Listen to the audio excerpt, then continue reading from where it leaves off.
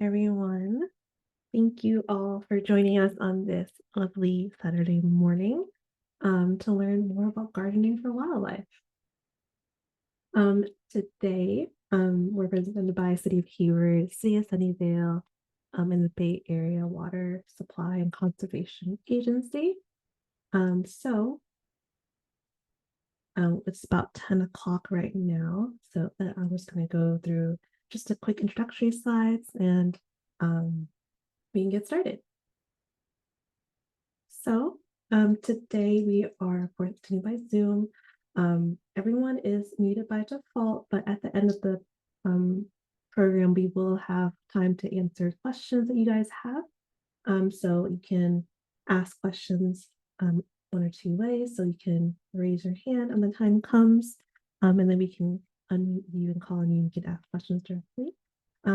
Additionally, there's also a Q&A box at the bottom as well, where you can type in any questions anytime during the presentation so you don't forget. And then we can also help bring up those questions later to be answered live. If there's any things, maybe small things you missed, maybe mention a program or a link or anything, and you kind of missed it, feel free to just ask quickly in there too. We can just type in a question, answer for your question there. Also, this webinar is being recorded and will be available after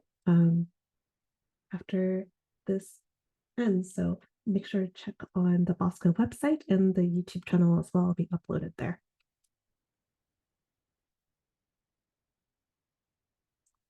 So a little bit about Bosco. It's the Bay Area Water Supply and Conservation Agency, which makes up 26 agencies that purchase water wholesale from the SFPUC. Altogether, Bosco represents agencies that provide water to up to 1.8 million people and over 440,000 businesses and community organizations and across the Bay Area. And ultimately, Bosco's goal is to supply high quality water at a fair price. So the objective of bringing up these programs and offering these educational classes for you guys is just because we understand that, water and drought is a sensitive subject here in the Bay Area. And we see that outdoor water use represents the single largest untapped opportunity for water conservation in this area. And outdoor water use reductions through the use of efficient plants and innovative techniques that you will learn here will help ensure that future water supply needs of our communities are met. Just some takeaways as you finish this presentation and learn more about what you can do in your garden. If you live in the city of Hayward, we do offer these water conservation rebates, such as a lawn conversion rebate, the rain barrel, or irrigation control rebate you might be interested in after this to convert your own lawn into a more efficient and wildlife-friendly lawn. If you don't live in the city of Hayward, you live in the city of Sunnyvale or any other Bay Area cities here, most of them do offer similar programs such as this. So I do encourage you to, after Google your city and any water conservation rebates that they may offer, so you can get started on your own project. But if you wanted to learn more, there's a direct link right there. You can search up our water conservation rebates and additional, we have additional resources here. So if you wanted to look up any additional resources for some plant list or more water efficient plants and other tutorials how to convert your lawn, there's some under additional resources. If you wanted to help us report water waste, I encourage you to call our hotline or visit accesshayward.com and help us that way. And if you want to keep in touch and learn more about when these programs come up, such as we have a compost giveaway coming up here in the city, you can sign up on our leaflet newsletter or give us a call or email just to be notified of future events. And I'm also going to highlight some upcoming events too from Bosco, some additional landscaping classes to be interested, just to take note of that. And with that, I'm going to transfer it over to Domingo from City of Sunnyvale to kind of give introduction of what they do and any other things that you want to share as well.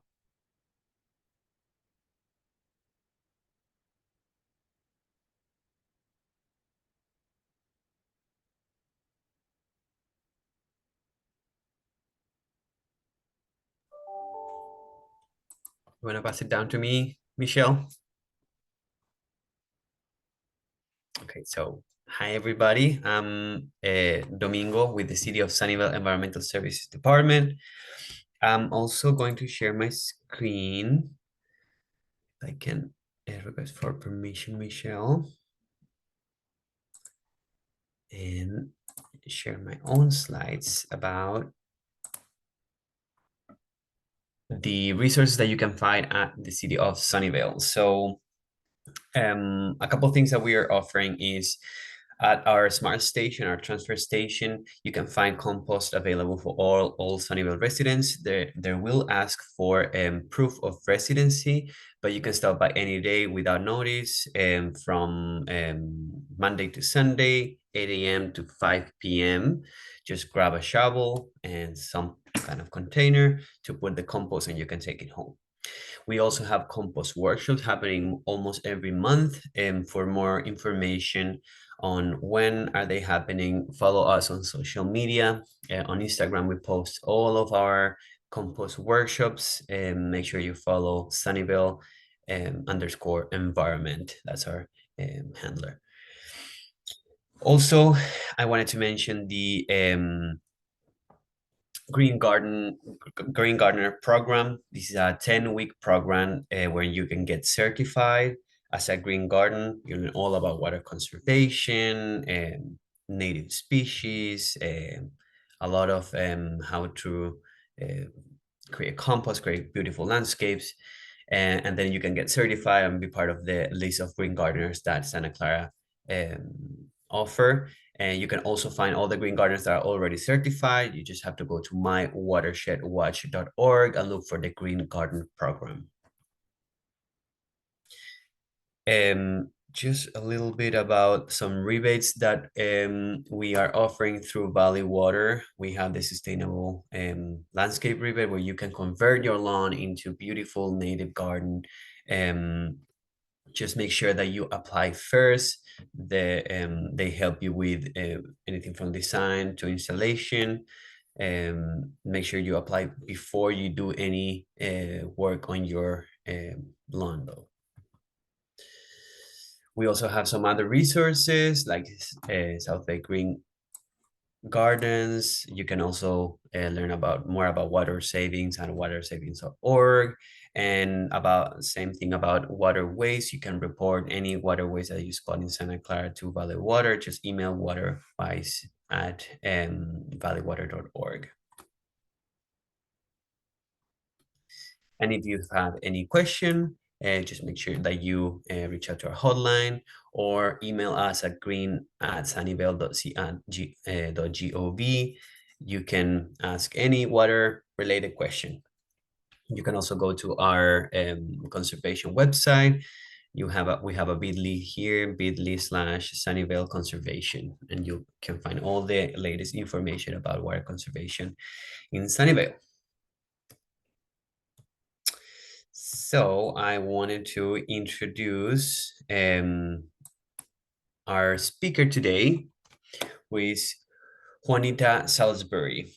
Juanita has a PhD on biopsychology from University of Florida. She also has a Bachelor of Science in Landscape Architecture in West Virginia University. Juanita established the landscape architecture after working with multiple commercial and residential design firms. And she recently turned her focus to California native plant pollinator habitats. And in 2016, she established Primrose Way Pollinator Garden, one of the first of the 8 pollinator gardens in Palo Alto. The gardens combine her education background on biology and behavior of food intake with design expression born from her landscape experience. Her focus is to research and educate about these habitats, as well as exploring opportunities to install more of them in the Bay Area. And with that, I'm just gonna turn it to Juanita. Thank you for being with us today. Thank you very much, Domingo and Michelle. Let me share my screen here. And we'll start the slideshow from the beginning. All right, I'm also going to turn off my camera. Let me see here. All right. Well, good morning, everybody. Thank you for coming today. And so I am Juanita Salisbury. I'm a California registered landscape architect, and I do take care of, design and install and maintain pollinator gardens in Palo Alto. And you can follow us on Facebook and Instagram at the Primrose Way Pollinator Garden, or I also have a YouTube channel, Primrose Way. If you don't like social media, I have a website at the Primrose Way pollinatorgarden.com, and that's a good place to go. I have my newsletter popped up on there on a page you can take a look at, as well as a contact form if you're interested in volunteering. Always looking for volunteers. As we mentioned, we have 8 gardens underway. We started in Palo Alto first with the Primrose Way Pollinator Garden, and then we installed Arcadia Place, Hopkins Avenue, the Gwynda Street Pollinator Garden, and then recently we did the West Greenwich Place Pollinator Garden, as well as the Churchill Street Pollinator Garden. This is Embarcadero Road, coming into Palo Alto, and then we're connecting the Primrose Way Garden to the Gwynda Street Pollinator Garden via the parkway strip between the sidewalk and the street, and we're calling that the Embarcadero Road Pollinator Corridor. So lots going on. If you are interested in seeing what these native plants look like out in the garden, how big they get, what their colors look like during the year, the gardens are always open. And so you can go anytime and take a look. It makes a nice little walking tour to visit all of them. One of the things I really wanted to bring up is that native plant gardens are dynamic. What do I mean by that? Well, I'm going to talk about relationships between plants, the plants themselves, and organisms that use plants, their caretakers, and the overall structure of a garden change over time. So the garden is evolving. Just like our knowledge about nature, it's constantly being updated, being refreshed. And that's just the nature of how habitat gardens work and how nature works over time. Things don't stay the same, and they evolve over time.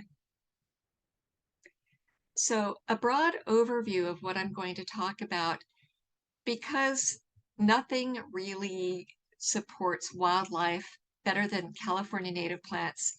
This talk is all about California native plants and other things. And then I'm going to talk about some broad concepts. And one of the biggest concepts to take away from here is about connections and all the different kinds of connections that native plants provide, and how you add those connections and how that turns into the structure of these resilient relationships, those strong relationships. We're going to talk about the relationship between biology and water. And then we're going to talk about some of these best practices, okay, because we're gardening for wildlife. And so we're going to talk about plant propagation, maintenance, and other considerations. And so I'm not going to really talk about design like, okay, put these 2 colors together or these textures and things like that. Instead, I'm going to give you concepts to use as your building blocks, because every garden is different. So it's better to use a system to guide your decisions rather than telling you specifically what to plant, because specific plants don't work in every single garden. but a system for your decision making does. Okay, so we can untangle some of the design issues by using a broad set of concepts. Why am I glomming on to California native plants? We are a biodiversity hotspot in California. We have almost 8,000 species of plants, some found nowhere else on the planet, more than any other state in the United States. And I always like to say, found nowhere else in the universe, as far as we know. Many of our native species are drought tolerant, so they help us save water. And then because these plants support pollinators, it's important to consider our almost 1,600 species of native bees here in California, more than any other state in the United States. And across the United States, we have 4,000 bee species. So lots of bees. Honeybees are not native. That's the bee that most people are familiar with. But our native bees come in all shapes and sizes, from the larger bumblebees to tiny, tiny fairy bees. So lots of different kinds of bees. And these pollinators support all kinds of functions in the environment. Okay, so what to plant? I like to start off talking about my go-to resource for finding plants. And my resource is the California Native Plant Society CalScape database. This is a very easy to use database. There's lots of information and resources. You can find California native plants because they have nurseries listed, and you can create a plant palette of trees, shrubs, perennials, bulbs, vines, and succulents. So lots of different kinds of plants, and you can set up an Excel spreadsheet to keep track of your plants, and they break it down for you in terms of trees, shade plants, or shrubs rather, perennials, annuals, grasses, succulents, and so forth. So they make it really easy to search, and you can also search by location for what grows in those locations. But because I have background in studying food intake, the question comes back to who to feed, okay? And these plants are the food sources for butterfly and moth species, and caterpillars are the backbone of protein sources for wildlife to use.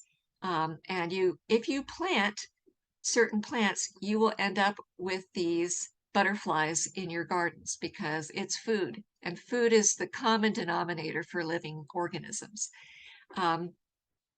We know that biology is super important, and we're talking about biology when we're talking about gardening for wildlife. We know that plant species need insects, pollinators, to survive, because you have a couple of different kinds of plants in terms of pollination. You have those plants that are wind pollinated, the ones that just spew out lots and lots of pollen, like some trees do that, and it's random whether those pollen grains end up on the right plants. And then you have those plants that are pollinated by bees, pollinators. And when you have plants that are pollinated by pollinators, you have speciation occurring more rapidly when you have those insects moving the pollen around to those plants. And so what do we mean by speciation? We have changes in color, in morphology, the kinds of like variations that you see in different individuals. You don't have a clone, you have all this genetic diversity. That is a function of what pollinators do. They support genetic diversity, so you end up with lots and lots of variation. And that's good in the environment because that provides a lot of resiliency for individuals that might be more or less drought tolerant or provide a sweeter nectar or something like this. And so pollinators are spreading that information around for other organisms to eat. Okay, so they provide those resources for those butterfly and moth larvae to chomp on, to have their dinner. And so what I like to do is, and you can rank your plant selection based on the number of species that use those plants.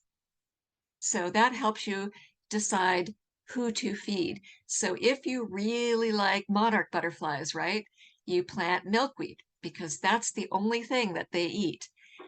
If you like a checker spot butterfly, you plant those plants that the butterfly feeds on. If you like the Anna's swallowtail, you plant those plants that those butterflies feed on. The buckeye. And I have these plants in my home garden and I have these butterflies.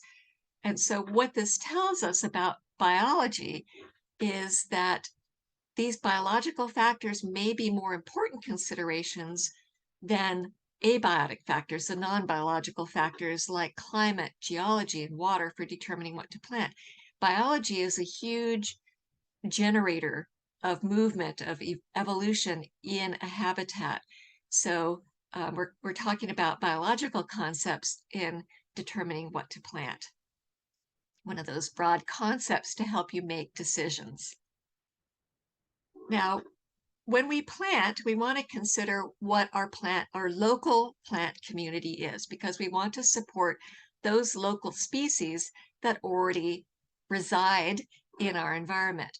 And California has a lot of different kinds of plant communities. We have coastal scrub, oak chaparral, desert, redwood forest, and so forth. And those plant communities are a function of the pollinators that live in them. And so think of bees as farmers whose function in the environment is to spread genetic diversity of plants for other insects to eat. And the pollinators are moving those genes around, okay? And so the broad tip here, the broad best practice is the majority of the native plants in your garden should be local species and appropriate for your plant community.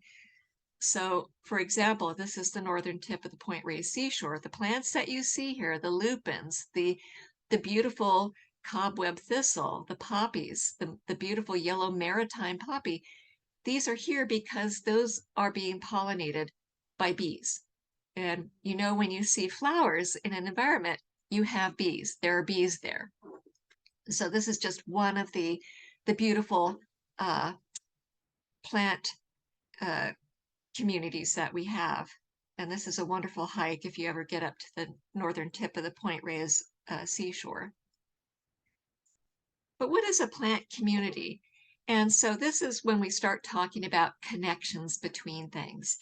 And so from the vegetation glossary on the California Native Plant Society website, a plant community is a group of plant species living together and linked together by their effects on one another and the responses to the environment that they share. Typically, the plant species that co-occur in a plant community show a definite association or affinity with each other. What does that mean? All of these plants that you see here like each other. Okay, they are a community. They are connected to each other by various associations, both underground and through the pollinators. So what does that mean? It means that when you choose any plant, you are choosing those organisms that depend on that plant. So you're connecting all of these different elements within your garden by choosing plants. So by choosing the right plants, you are adding those connections. The plants in the habitat create the framework of relationships for other organisms. And when I talk about connections, these connections are both visible and undiscovered. So I'm continuously discovering the connections between plants, their communities, other plants, other organisms, and the larger human community. It's amazing what a native plant will do in terms of creating these connections. And so native plant gardens enhance connectivity and complexity in the landscape. And when you have these connections, the more connectivity and complexity that you have in a garden, the more the plants are going to support each other. And that leads to reduced irrigation needs. And so less water use doesn't mean necessarily less plants. The more that you add plants, you're building a community of plants and other organisms that support each other, share water, nutrients, and information. When you add the right plants, the garden becomes a self-assembling living system. And so to get that whole system started, start with about 20 different native plant species local to your area. So 20 is kind of the magic number here. And don't just stop over time. Once you have those first 20 in, keep adding plants. People say, I don't have any room. Trust me, after 8 gardens, there's always room for more plants. Okay, and so you get lots of different kinds of connections here. You get plants with a deep taproot going into the groundwater, pumping that up and then spreading it to other plants via their lateral root structure. So lots of connections happen underground, and lots of connections happen up in the atmosphere. And those are just a few of the kind of the general shape of habitat structure underground as well as above ground. So it's a lot of connections, okay, both seen and unseen. One of those interesting connections that I have observed, and I've been observing my own gardens since we started back in 2016, almost weekly with observations and taking pictures and documenting the species that I see using these gardens. And one of the things that I've noticed, and there's a lot of science to support this, is that gardens with native plants seem to encourage other native plants to colonize. They'll move in once they see something is good. And the biology here is that you have these native pollinators help spread these plants. So you see this beautiful little bee here with her mouth parts almost exactly the same shape as the flower. So this is the power of connection in biology. These two are linked together by shape. And so she is undoubtedly helping to spread this Epilobium ciliatum, the willow herb that we have spreading throughout our gardens. And the connections here are promoting the spreads of the plants into adjacent areas. I'm finding this in all of our gardens. And we find again that when you have native plants found in patches that are connected via corridors, which is why we're doing the Embarcadero Road Pollinator Corridor Project, you find more plants than in isolated patches. So the more that these habitats are connected to each other, you'll have these more native plants moving in via these, I like to call these biological vectors. The bees are helping to move things in. Squirrels will bury acorns, so you'll have oaks coming up, and so on and so forth. And so how do you connect then your garden to a larger garden? I say, twist your neighbor's arm, twist everybody on your block's arm, get those gardens connected, create these large connected habitats to get those bees, to get those butterflies, to get those little lizards crawling through, and everything else. Why are connections so important? When you have multiple connections, that strengthens relationships. Okay, and we know that connecting habitats helps prevent those problems stemming from habitat fragmentation. So when you have those smaller isolated populations, that can lead to low genetic diversity, and that places those populations at risk for extinction because you don't have the variation, you don't have the genetic diversity that you need to have a lot of different kinds of behaviors and colors and forms that can be more adapted to challenges. And we have corridors that allow the gene flow between habitats, and that enhances the chances of colonization of the new plant species that I mentioned before, and that increases over time. So we know that flower patches connected by corridors and show that increased pollen flow between areas. So connections enhance genetic diversity. And so genetic diversity, I like to tell people, use plants grown from seed rather than cuttings to help promote that genetic diversity. And the more connected your gardens are, the less distance that bees have to fly between nests and flowers. So smaller bees fly very short distances between the nest and a flower, and it's only the females that are nesting. The male bee just basically patrols flowers looking for females. The females are, almost all females are basically these solitary nesters, and you end up with a female bee gathering up pollen and nectar to feed her larva, her offspring, and flying to and from her nest. The shorter distances between that, the better, because then you can have more time to lay more eggs. Okay, and so this is in my own home garden. We have a leafcutter bee on Hemizonia conjusta. This is a local annual that grows in our preserves here in Palo Alto, wonderful white flowering plant. And so I like to call this the photons to protein slides. So we have energy from the sun getting used by plants, and those plants are then eaten by various caterpillars, and those caterpillars are fed to baby birds and other animals. And so most birds, except for some seed eaters, feed their offspring caterpillars because they're soft, they're juicy. I mean, you don't want to shove anything down a baby bird's throat that's hard or difficult to swallow. So this is really the only way to get the energy from the sun into those food webs. Plants are the basis of the food web. And native plants are super important because native insects generally only eat the native plants they evolved with.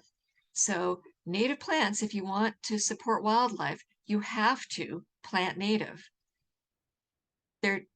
Non-native plants just do not support wildlife. And the research shows that if you want to support like some nesting birds in your yard, you need about 70% of your plants in your yard to be native in order to provide the protein for those baby birds. So plants are not decorations in the functional sense. Plants are food. And so that means when you have those native plants in your yard, you will attract many native pollinators and other insects and in turn birds. So whenever I go shopping in a native plant nursery or in the native plant section of a nursery, I look for this. I don't look for clean leaves. I look for leaves that have been chewed on. This is your big indicator that this is a good, yummy plant and it will be eaten. And if you're very, very lucky, you'll bring home some caterpillars and you'll bring home butterflies. So this is what I like to call the classic twofer.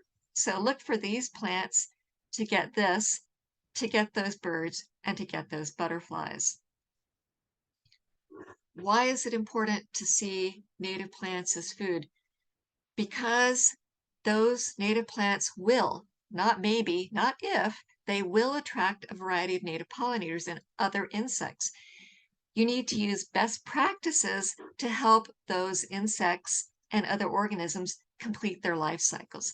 So you end up with these beautiful butterflies, these beautiful, beautiful bumblebees, and you want to help them to be able to make more of their own kind, okay? You want them to mate, to lay eggs, to have babies, to do their courtship behaviors, all that stuff.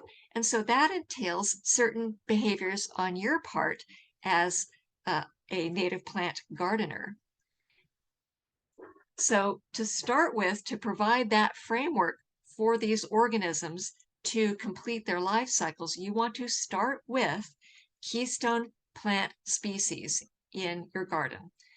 And those keystone plant species may be among those catalysts for assisting the self-organizing processes in the ecosystem. These keystone plants form the backbone of habitat resources, the food, the shelter, the nesting sites. And their keystone species because they support large numbers of other organisms.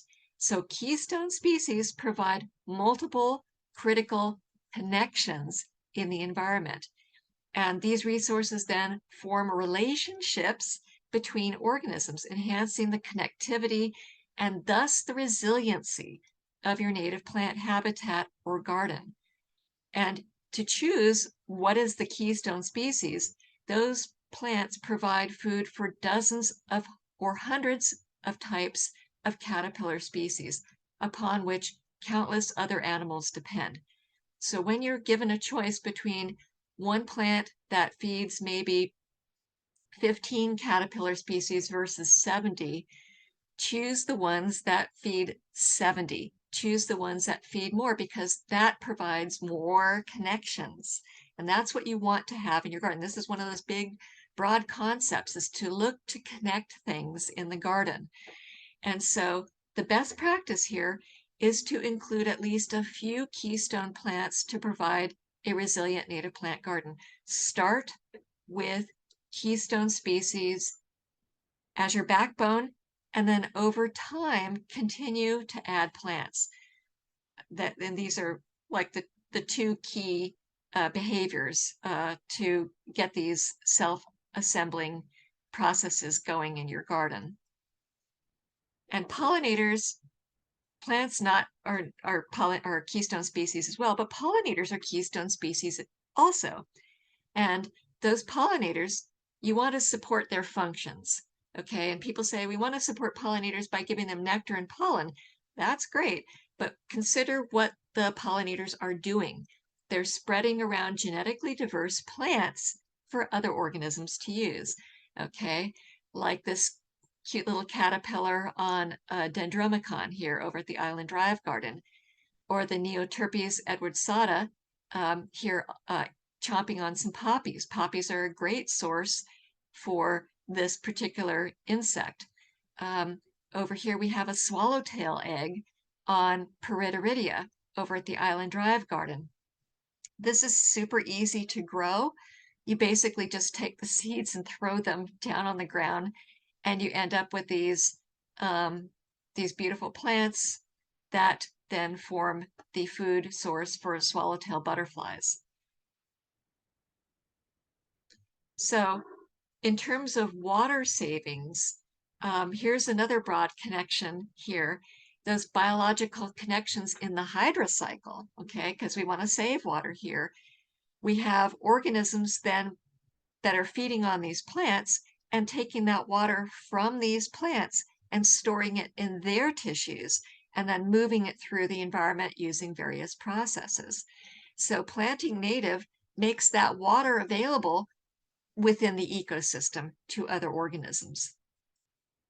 And so here we have the hydrocycle. We have plant uptake here, giving it to animals and plants, and then another process here, evapotranspiration, where the plants are basically releasing water into the atmosphere. So these are the biological processes in this overall water cycle. I would say, even though that's just a small part of the overall hydrocycle, I would say that it's one of the more important things, because the point of water is to maintain life.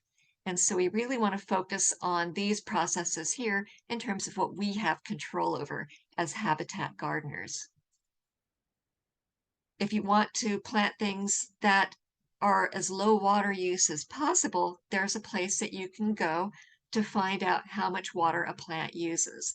And so the Water Use Classification of Landscape Species is an online searchable database for plant factors of individual plant species, and it's published by the University of California Cooperative Extension and the California Department of Water Resources. So basically you can rank plants based on the percentage of water use of turf grass. So lawns, bad.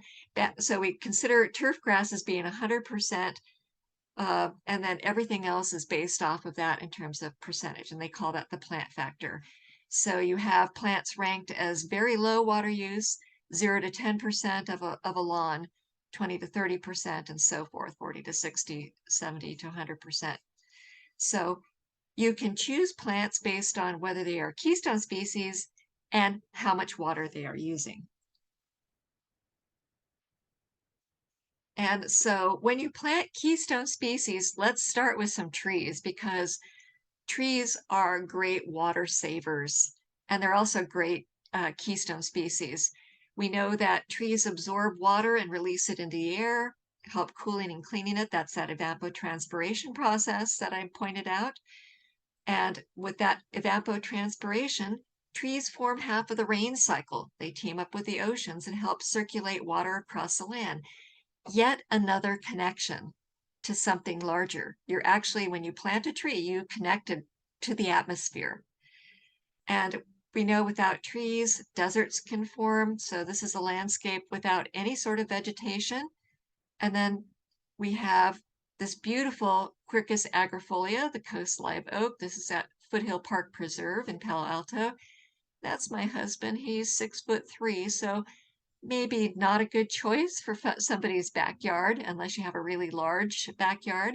But you can plant a smaller oak like a scrub oak. And they're also, oaks are great for providing resources to thousands of other organisms. So like this California sister butterfly, their caterpillars feed on oaks. And I think this picture was actually taken up in the Foothill Park Preserve. Oaks, I always say to people, if you have space, plant an oak, whether it's a valley oak like this one here at the Hopkins Avenue Garden. This was planted by the city of Palo Alto, and then we added plants around her. She forms the anchor plant over here at the Hopkins Avenue Pollinator Garden. Magnificent tree. The valley oak used to be 61% of the tree cover here in the valley. Now it's only about 1%. They are a keystone species, providing that critical support to the entire ecosystem. The valley oak is deciduous, meaning it drops all its leaves each year, which need to be left in place underneath the oak to support the health of the tree. The tap roots seek out the water table, and then the lateral surface roots share that water with other plants. So connecting this tree with all these other plants. And you can underplant these plants with native plants like Monardella species, the coyote mint, which smells nice, to help support the health of the tree. Similar water uses between these plants. You don't want to plant non-native plants under this tree because that will be a detriment to the tree's health. And these trees are insect factories. They transform that sunlight into protein to feed countless birds and other species. Oaks can, especially these valley oaks, grow quickly and can live up to 600 years. One of the valley oaks I have over at the Island Drive Garden put on about 4 feet of growth this year. Surprised me. I was very amazed. And they also add value to real estate. Now you're going, oh, Juanita, what do I do if I don't have room for an oak tree? Or not much space. Well, I wasn't going to talk about specific plants, but I do want people to know that I do put my money where my mouth is. And these are all trees that I have in my own very small yard here at home. Our lot is pretty small. It's like 6,000 square feet with limited planting areas.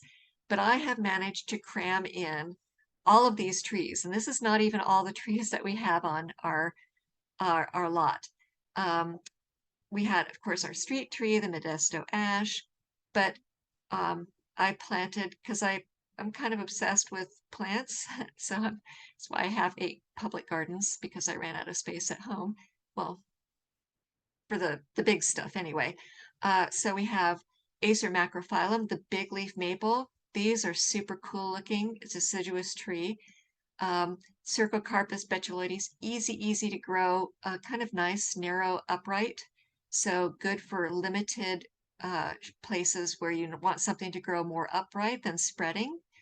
I even have a willow growing here. They don't really use a ton of water. This gets hand watered by me about once a week.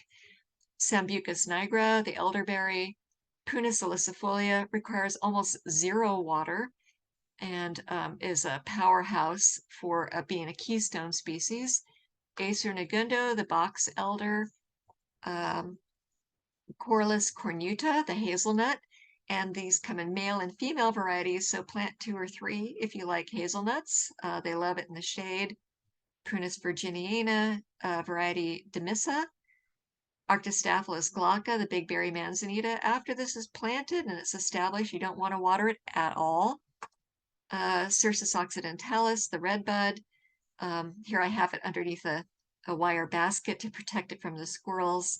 And then our native toyon. I have not watered this since I planted it at all a few years ago. And this thing is about 15 feet tall after about 6 or 7 years. So this is evergreen, super easy to grow, ridiculously easy to grow from even a seed. If you don't want to dig a big hole, a seed will get started for you. Once you plant those keystone trees, then you want to choose some native shrubs. These are a few in my home garden. And, people say sometimes, but these native plants, they look all dry and nasty during the hot portions of the year. And they don't have to.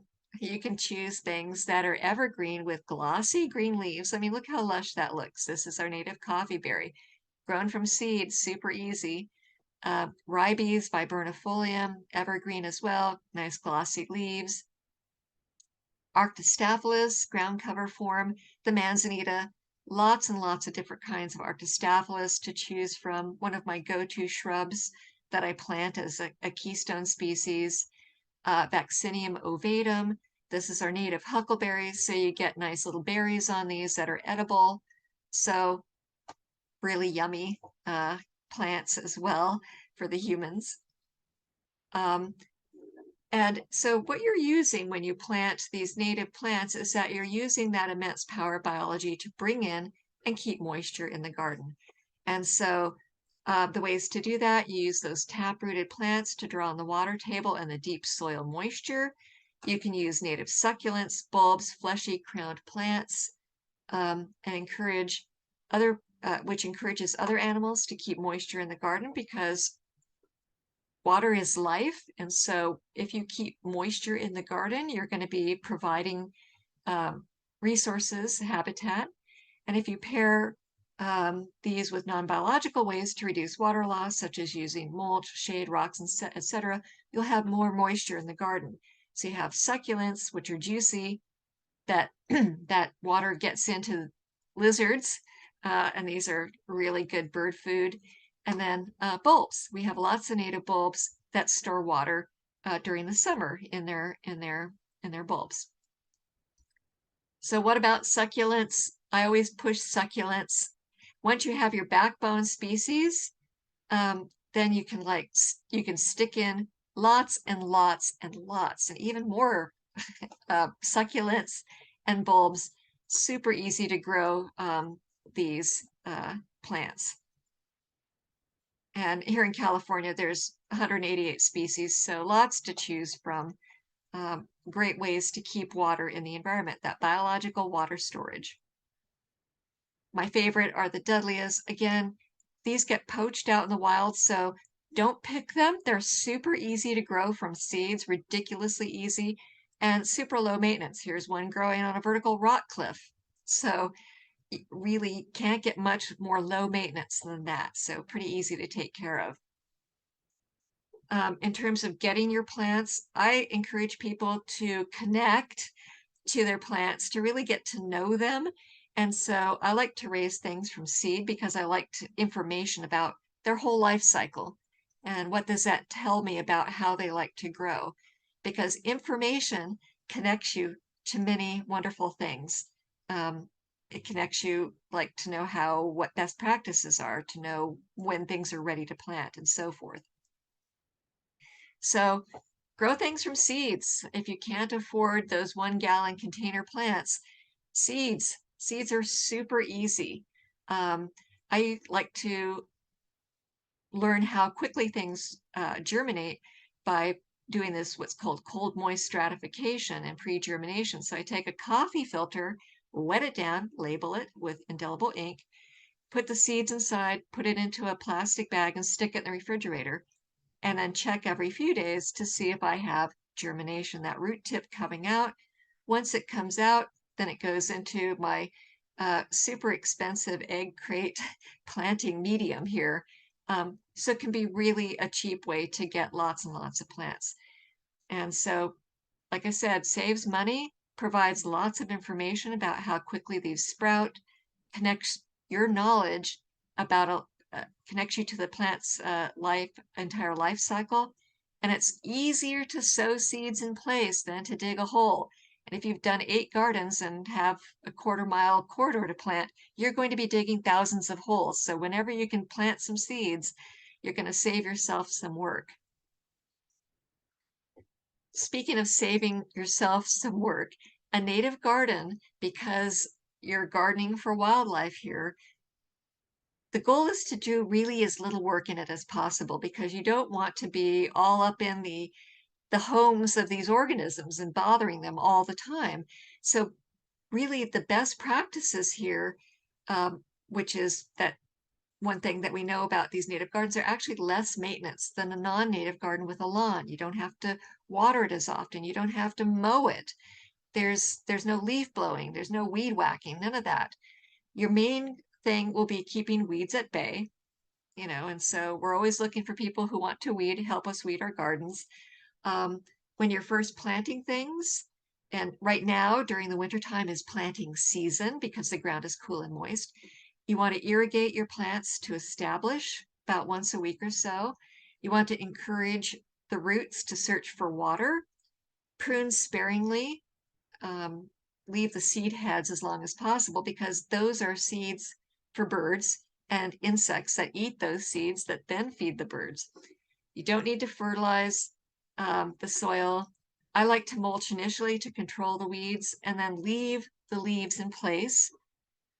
Leave bare dirt for nests for bees, because 70% of our native bees nest underground. Don't use leaf blowers in planted areas. Do not blow the leaves away. Leave the leaf litter. If you're worried about leaves smothering plants, those leaves will break down and they won't smother the plants. Trust me. So caterpillars will drop off of plants and overwinter in the leaf litter. If you blow those leaves away, you've just made it impossible for these organisms to complete their life cycles, because you've gotten rid of all these larvae that are waiting for spring. And of course, don't use pesticides, herbicides, or fungicides. So really, plant some stuff, throw some mulch down, weed occasionally, water once a week. Once it's established, basically you're just weeding and adding more plants as you become more obsessed with how beautiful they are. Pruning, best practices. Remember that in a habitat garden, organisms are using these plants, and sometimes it's not obvious what they're using it for. Male bees, when they're taking a break from courting females, like to take a nap. So this male digger bee is hanging on with his mouth parts onto a dry stem and having a nap. Super cute little guy here. So when we prune, if we prune, we do a tiny, tiny little bit at a time at a point when there really isn't much left to a stem. So we know it's been used up as much as possible in the environment. And when we do, we chop off the stems about a foot high, because there are stem nesters. And the thing about habitat is that, and biodiversity, is that insects will find every little niche possible to nest in and to hang out in. And there are a lot of plants that have these hollow stems. Hollow stems are a critical environment for the stem nesters. And it's not just these wasps, and don't worry about wasps. They're interested in eating the caterpillars. They're the meat eaters, and they will keep the pests at bay. But they hang out inside of stems. Bees do this as well. They hang out inside of the cavities in those stems. Here at the Primrose Way Garden, this is goldenrod. That's a hummingbird. She is collecting fluff to create her nest. This is in January.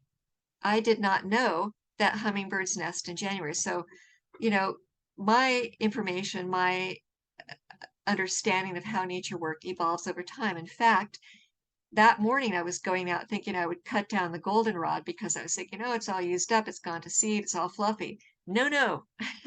Nature has a purpose for these things. Even though I didn't know, I know now. And so whenever you feel the urge to go out and clean up a garden, squash the urge, go have some coffee, come back in a couple of weeks, a month or two, because nature has a plan for the things in your garden, even though you may not know it yourself. So leave your leaves. One of the things is that they provide a cover for insect species to overwinter. Insects eating tree leaves drop down into the ground below and burrow into leaf litter until spring. Other insects eat the dead leaves. Leaves as mulch are ecosystem gold. I cannot stress enough to leave your leaves. They help prevent weeds, absorb water like a sponge. They filter water, hold soil moisture in, and insulate the soil, keep soil cool. And they encourage fungal decomposition and quickly break down. And so this video shows me harvesting this. You've probably seen this in your garden. If you have one of these, the Pizolithus tinctorius or the Bohemian truffle, this fungus forms mycorrhizal connections to exchange nutrients with plants, as well as enabling plants to form relationships with other plants. And so there she is. It's also called the dead man's foot fungus, which is, it's not the most beautiful thing in the world, but this actually, you can like tap this. It's kind of crumbly and it has this kind of cinnamon brown spores that form those mycorrhiza. And so we take these when we're planting. I harvest these. We just harvested a bunch of these because they bloom around this time of year. This is the bloom. And we tap these into planting holes. I also dip cuttings if I'm making cuttings of plants, and that helps them root out. So that's yet another connection that nature provides. Moving on. So nesting and shelter. Why do I keep going on about insect larvae? Because these are how we feed the wildlife. And so we all know butterflies are flying around, they're beautiful and everything, but many insects don't spend a lot of time as adults. When they're adults, their basic purpose is to mate and lay eggs. And so they spend more time as an egg or a larva, sometimes months or years. And the adult lifespan, as I mentioned, could be really short, just long enough to reproduce. So the takeaway insight for this is to remember that a larva is a little bag of moisture and nutrients, that protein, and perhaps a meal. And so, some larvae spend almost a whole month transforming from an egg to a caterpillar, and then they pupate, especially if they're the last generation before winter, in leaf litter. So leave the leaves, let things, look closely before you prune, look for the caterpillars. Bumblebees, why do I go on about this? And so this is at Gwenda. We have a bumblebee queen here. She's looking for a nesting spot underneath the big valley oak that we have there. We leave the leaves there so she can find a place to hang out over the winter. The Xerces Society talks about this in their on their website.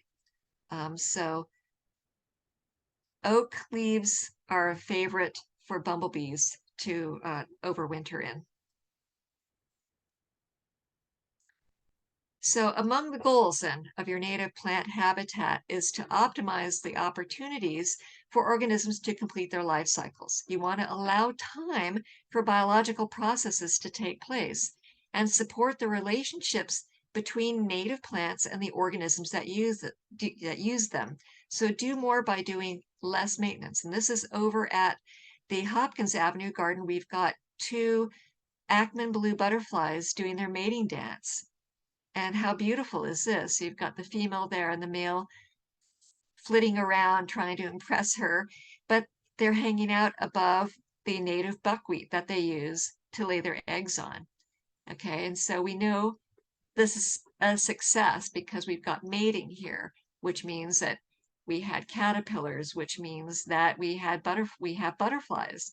And so it's proof of concept. When you see this, you're going, what are they doing? They're having a good time.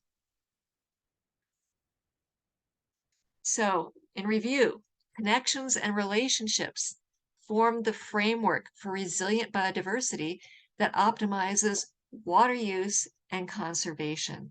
Okay, remember, you're aiming to increase connections, you're aiming to create relationships so that you'll have this framework for that self-assembling dynamic system.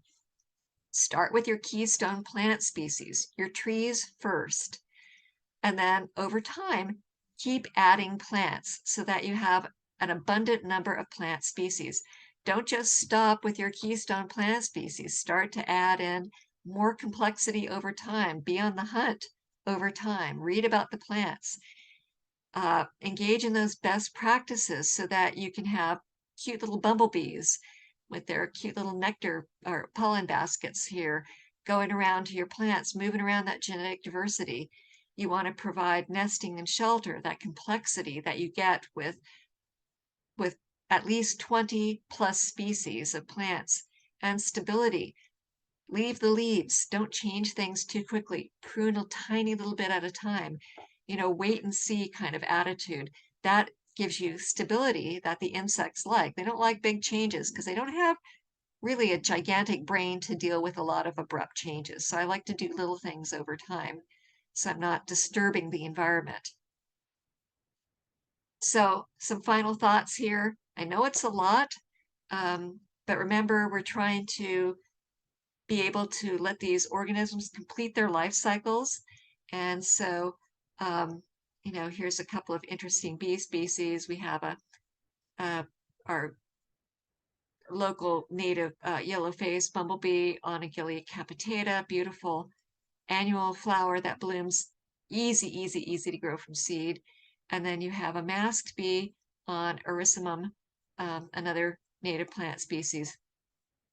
And so when you're doing a native plant garden, among the other ecosystem services that that garden provides, as you understand these relationships in nature, you learn how to optimize that power of your native plant garden, which will lead to an abundance of life, as well as your enhancement of your appreciation and your role in caring for nature's complex beauty.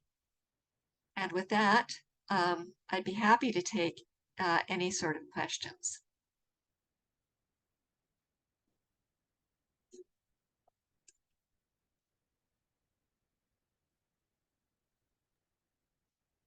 All right. Thank you for that, Juanita. I don't see any Q&A boxes in the box right now. Oh, actually, one just came in. Okay. Okay, the question is, we have an area where we're trying to establish native plants.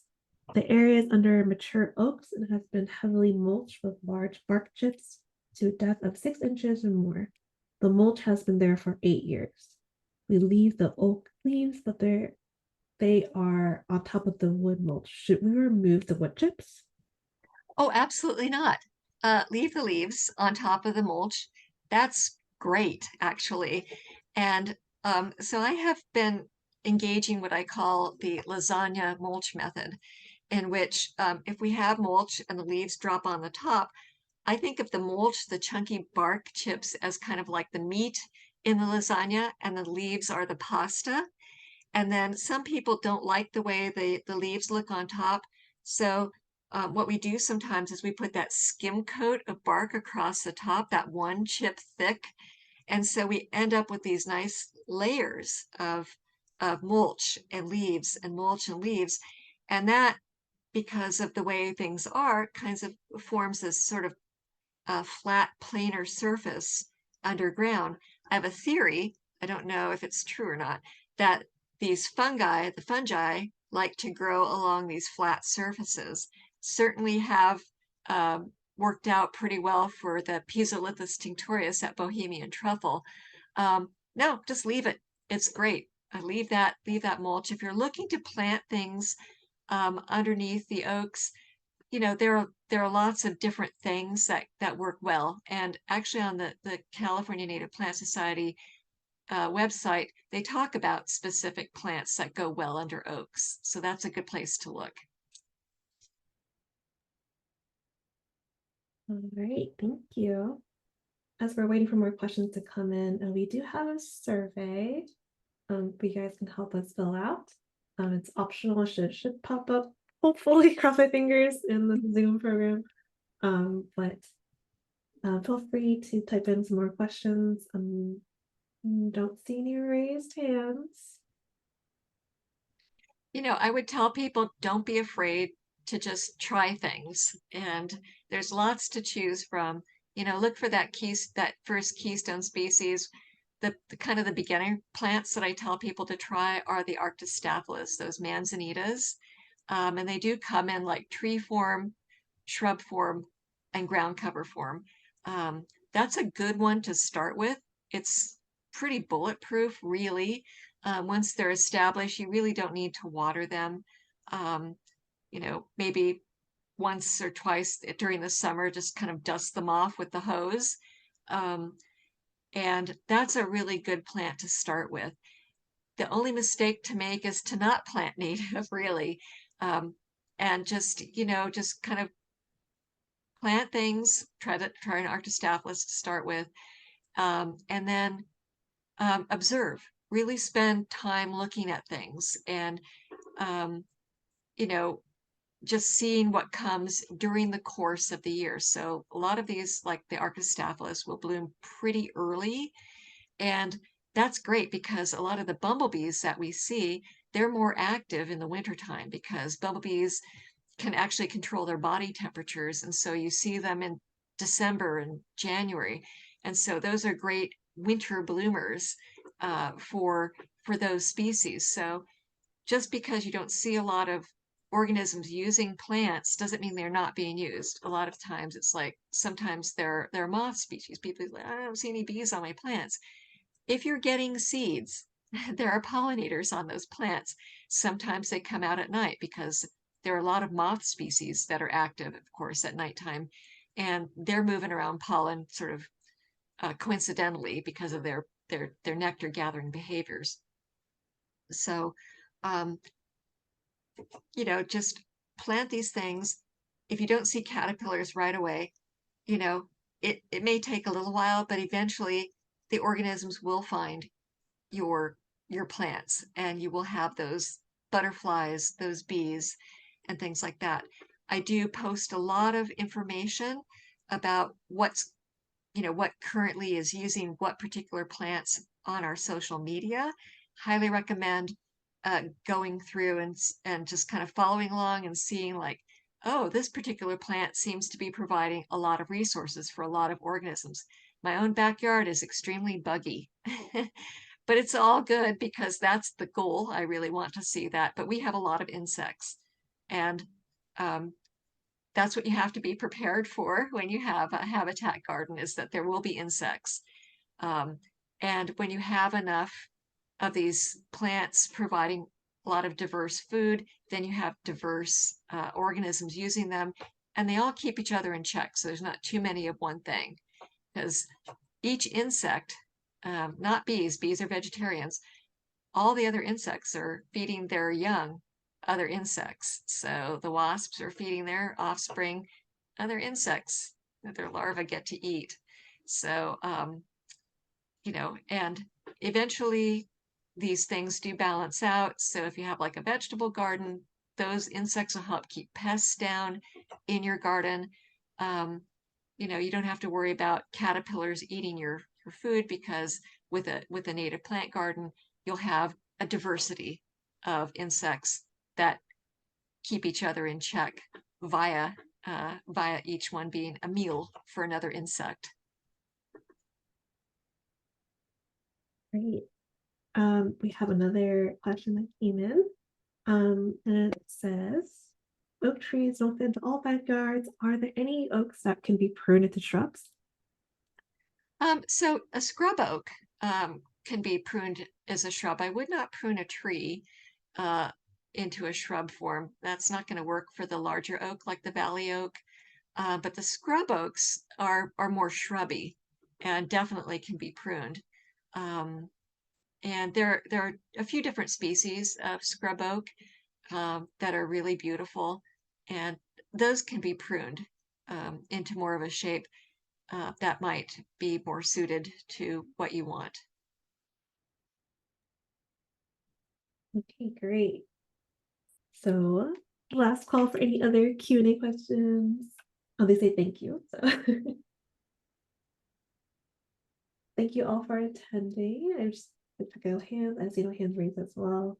But thank you all for attending and joining us today, this morning. If you have any suggestions for any classes you want to see next, feel free to contact us directly.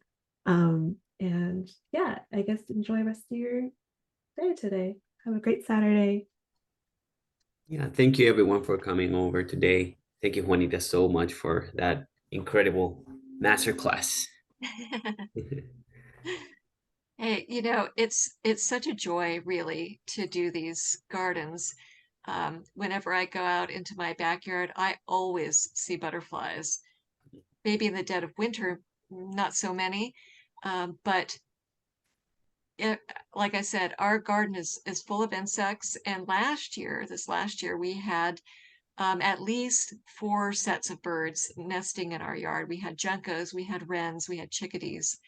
And so to me, that's proof that we are feeding these organisms. And also in some of our gardens, like the Island Drive garden and the Hopkins garden, and even Arcadia, which is like a tiny little cul-de-sac garden, I have seen lizards. And lizards are big insect eaters. So whenever you have reptiles in the garden, it's working really well because they do like a good insect for a meal. So that's how you know that what you're doing is working. When you have the nesting behavior going on and you have stable populations of things like birds and reptiles, those Western fence lizards that are so prevalent in this area. So when you have those organisms, that's confirmation. I'm doing it right. I've got birds and I've got lizards.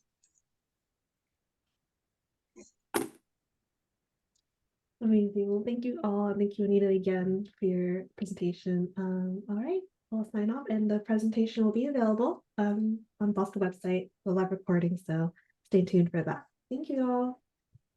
Thanks, Thank you, everybody. everybody. Bye. Bye-bye.